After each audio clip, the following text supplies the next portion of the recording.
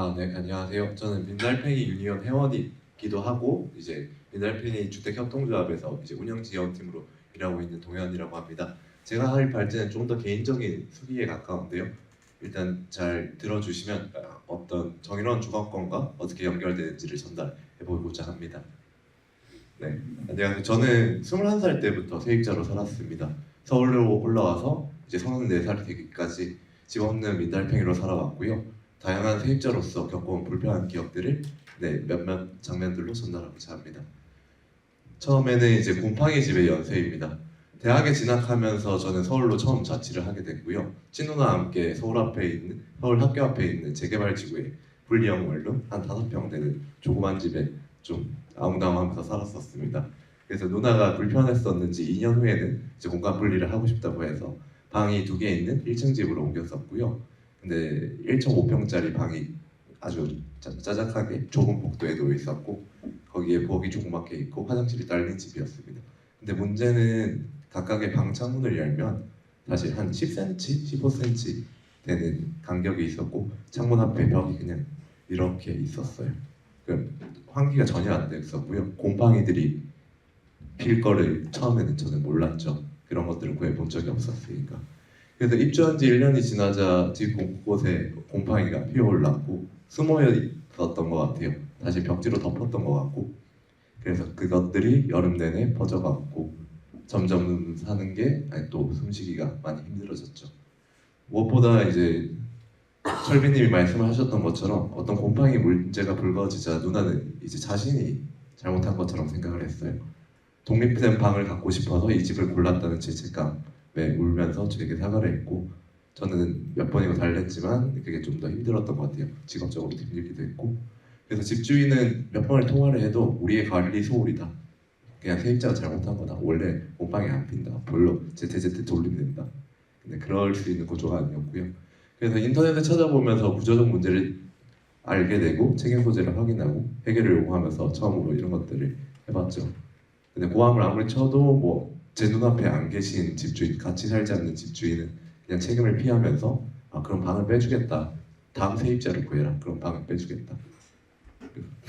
네, 그런 문제가 아니었는데 저는 몰랐죠. 그렇게 할 수 있다는 거. 그래서 우리는 방을 내놨고요. 그렇게 방을 걸어서 몇몇의 사람들이 방을 보러 왔습니다. 뒤늦게 그러면서 그때 제가 방을 구하러 왔을 때 전 세입자의 누나분이 계셨는데 그분 표정도 되게 어두웠었거든요. 처음 들어갔을 때. 왜 어두웠을까를 몰랐었는데 제가 방을 내놓으면서 왜 그런 미안한 표정을 짓게 되는지 알게 됐어요. 저희 같은 세입자들은 이 누구도 이 문제를 해결할 힘이 없었고 지식이 없었어요. 그래서 공인중개사에게 또 이런 집에 사용과 문제가 있는지 매번 나올 테니까 6개월이 지나고 1년이 지나면 계속 나오는 집인가 알 텐데 설명을 하지 않았고 임대인은 책임을 외면하고 위험 부담을 우리한테 전가했습니다. 그래서 그때 법을 몰라서 하자가 수리되지 않으면 이제 목적물이 제대로 기능하지 못한다.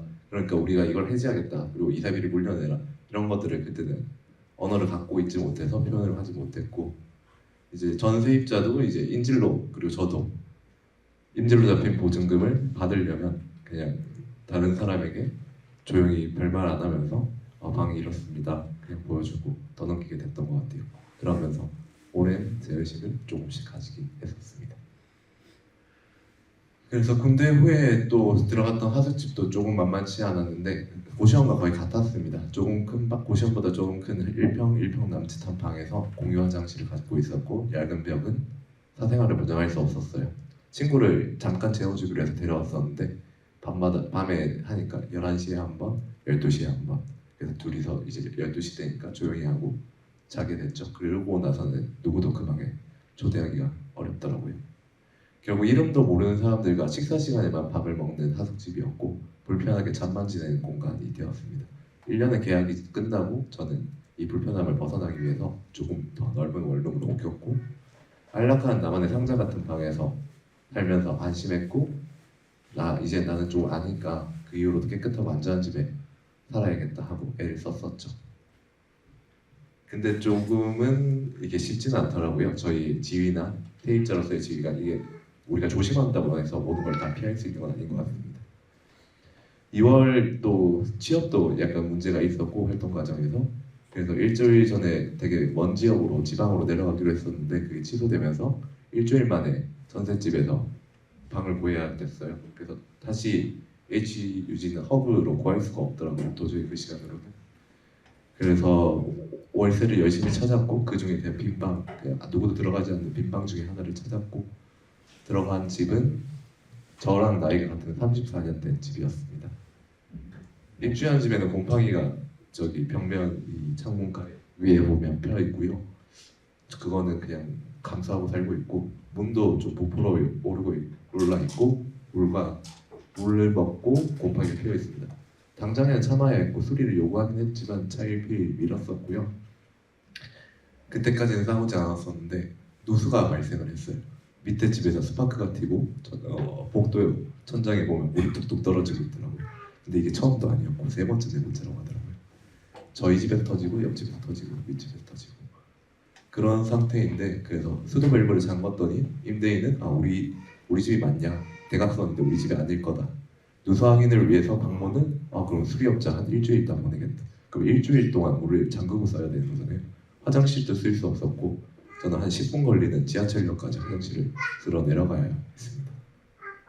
그래서 누수 수리를 미루면 밸브를 열고 사라고 하라는 말을 하는데 밑집에서 스파크가 터지는데 어떻게 물이 들겠습니까 제가. 더 이상 그렇게 살고 싶지도 않았고 어떤 폭탄 돌리기를 그만하고 싶었거든요. 이젠 그리고 싸워도 된다는 걸 알고 있었고요. 그래서 싸웠습니다. 부동산을 찾아갔고요. 언덕 바로 밑에 있어서 한 걸어가서 슬리퍼 신고 가서 이 꼴이다. 지금 이 상황이고 어떡하자는 거냐. 이런 집 소개해준 게 맞냐. 어쩌자는 거냐. 그냥 따졌어요. 전세 사기로 유명한 동네기도 해서 사실 올 때부터 많이 불안했었거든요. 그래서 그러고 이제 좀 배운 거에 있어서 주택임대차 분쟁 조정위원회에 신고하겠다, 뭐 하겠다 그리고 이런 식으로 말하고 있다 일일이 공유하고 따지니까 이제 중개사가 이제 제3자가 끼니까 그제야 임대인이 움직였습니다. 그래서 수리업자를 보내서 수리를 했고요. 다행히 5일 만에 누수는 해결되었습니다. 그래서 저는 따박따박 제 권리를 주장하기 위해서 5일간은 옥정보를 사용하지 못했으니까 월세를 달라, 숙박 비용을 달라 해서 주긴 했는데 이게 숙박 비용이 찜질비라고 찜질방가라고 10,000원씩 해서 한 10만 원을 입금해 주셨습니다. 그 이후에는 또 철로 된 수도관이 설치돼 있어서 너무 오래된 집이라 녹물이 다 나오는 거예요. 그래서 주방을 드러내고 다 뜯었고요. 또 근데 뜯어낸 장이 수리되지 않는 채로 조금 유지되고 있긴 합니다. 대신 이제 얘는 건드리면 안 된다. 얘는 결국에 끝까지 싸우려다 아니까 그제야 이제 그때는 하루 만에 뭐 며칠 만에 방문해서 바로 수리를 해주셨어요.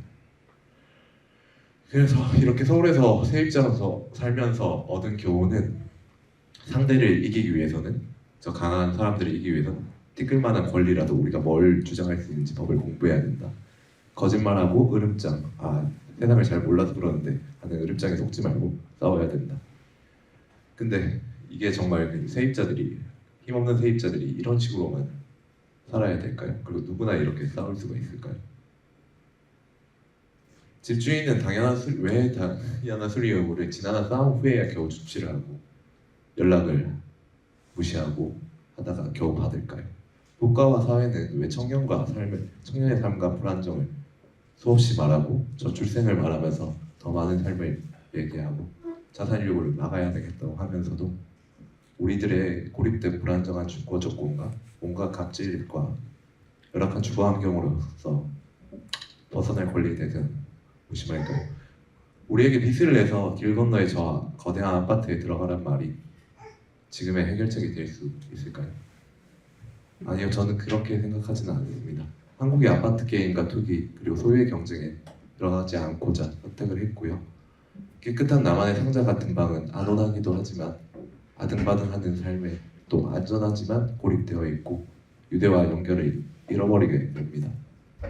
옆에 사는 사람이 누구인지도 모르고 누가 사기를 당했는지도 모르는 집이요. 그래서 화곡당의 낡은 집도 조금씩은 닦고 있고 꾸미고 살림을 하고 있고 두 고양이와 살고 있거든요. 그래서 이 집에 대한 부끄러움을 조금씩 이겨내고 친구들도 초대할 예정이고 안전된 삶과 연결을 만들어가기 위해 노력하고 있습니다. 그걸 도와주는 공간이 사실은 저에게는 지금의 갓 들어간 직장인 민달팽이 주택협동조합입니다.